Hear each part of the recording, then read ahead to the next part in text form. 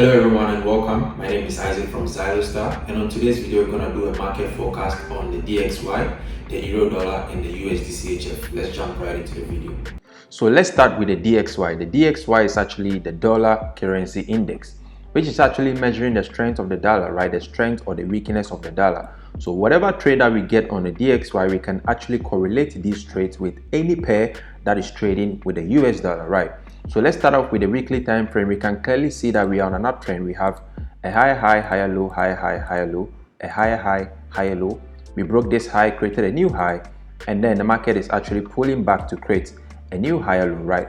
So we can see right here that this was our previous high, which got broken. So we have a break and then a retest, right? So let's go on the daily time frame. On the daily time frame, we can clearly see that the market moved correctively to this previous high, right? And based on patterns, we can actually see this kind of beautiful pattern right here, which is giving us an indication that price has the potential of going up because this is a bullish continuation pattern, right? So if you understand patterns, you know the impulse and then the correction nature of the market. We have impulse, corrective phase, we have the impulse, we have the correction phase, impulse, correction, and then impulse. So that's what we are having right here. So on DXY, we are actually expecting price to actually break to the upside, right? This is going to be our first target, and if price breaks above this high, then we are likely to create a new high. So this is what we are seeing on the DXY, which means we are expecting the dollar to gain some momentum. So if we are expecting the dollar to gain some momentum, it means any pair that is trading with the dollar is expected to go the opposite way. So what do I mean? For example, we have euro and the dollar, right? We have the euro and the dollar. If we are expecting the dollar to gain some momentum, it means we are expecting the euro to also drop, right? So if I should compare these pairs, let me compare the euro, dollar, and then the DXY.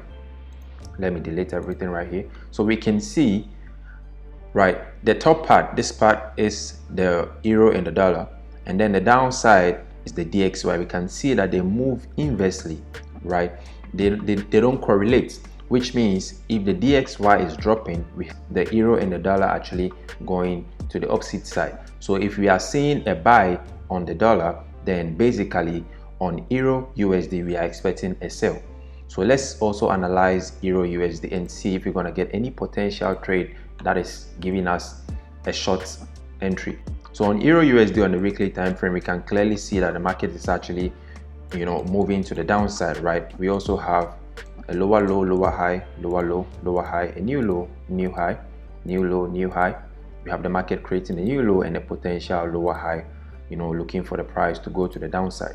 So if we go to the daily time frame, this is where price is. So we had this low taken out, right? We had support which broke out and then now retesting as resistance.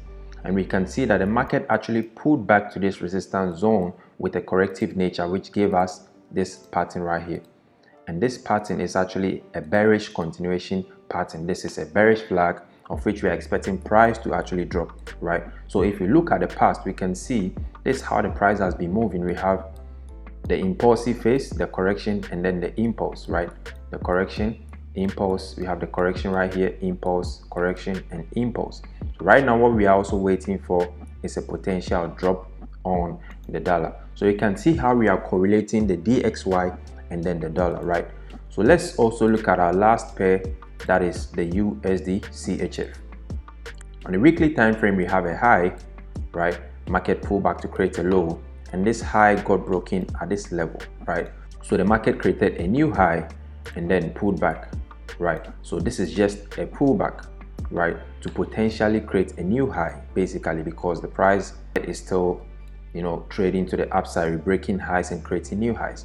So let's look on the daily time frame. Now on the daily time frame, this is what we are actually seeing right here. So we have this structure right here, and then we have this.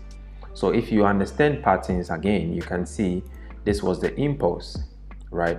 Price is actually correcting, and there is a potential that the market is actually going to break this pattern, and this is also a bullish continuation pattern, right?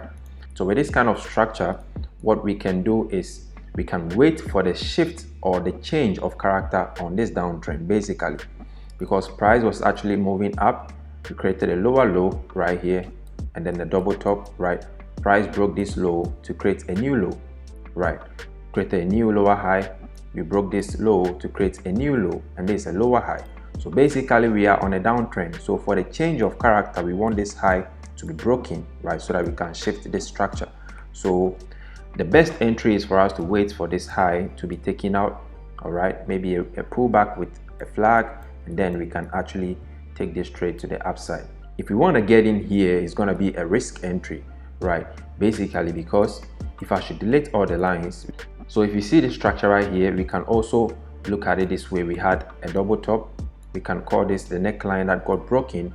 Price is likely to pull back to this level and also continue trading to the downside, right?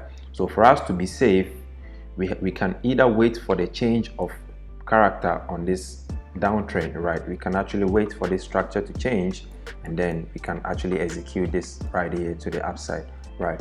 So this is what we are actually focusing on this week. We have other pairs that we are focusing on, but we just want to present this one for the meantime. So as time goes on, we're going to update you on the pairs that we are actually going to tackle. So if you like this video, if you like our breakdown, and if you want to learn more, you can subscribe, and you can also share our link to your friends and family. See you in the next one. Thank you.